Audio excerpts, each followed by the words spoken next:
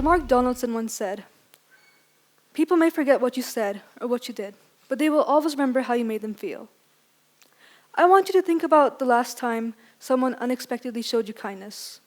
Perhaps it was a stranger who left the seat for you on the bus, or a friend who lent a listening ear to you during a tough time.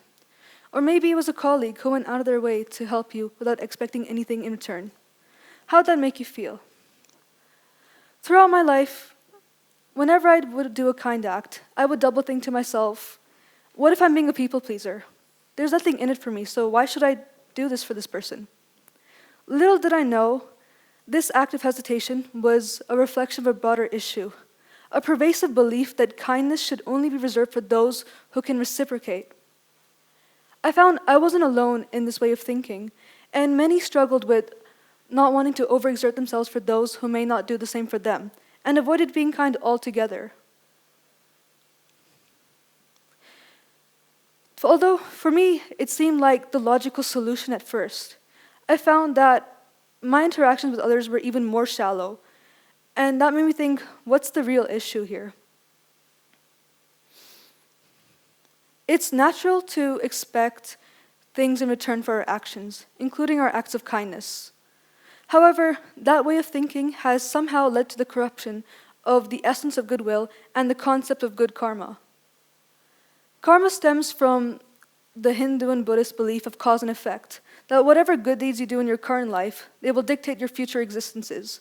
This meant that doing good deeds in your current life would mean you'd be more fortunate later on, making kindness a precursor for success.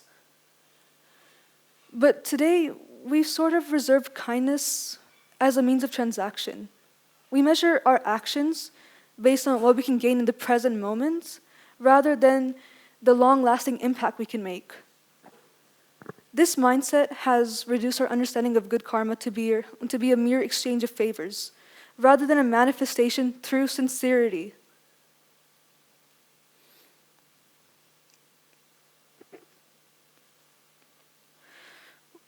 Like currency, kindness is spent only when we expect a return on investment. But by doing this, we forget the sincerity element in the nature of karma. Egotistical desires often cloud our judgment, leading us to a path of self-preservation and isolation, as in my case.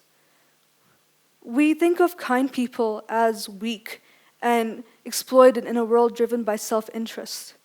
But what if I told you that kindness, that being vulnerable is a strength, that by allowing ourselves to open up to others, we not only enrich their lives, but cultivate a sense of fulfillment within ourselves?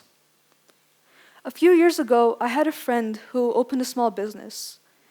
She had a friend who would often ask for free things, and I saw that that person had no intention of supporting my friend in her business. I asked my friend, why do you agree to give your items to her for free?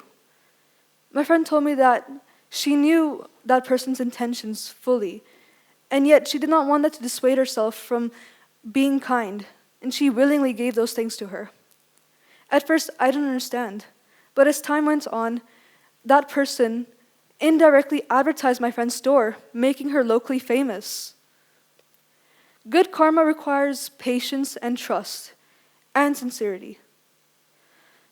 My friend, being sincere in her actions and showing patience toward that person without expecting anything in return, eventually rewarded her. And that is the essence of good karma.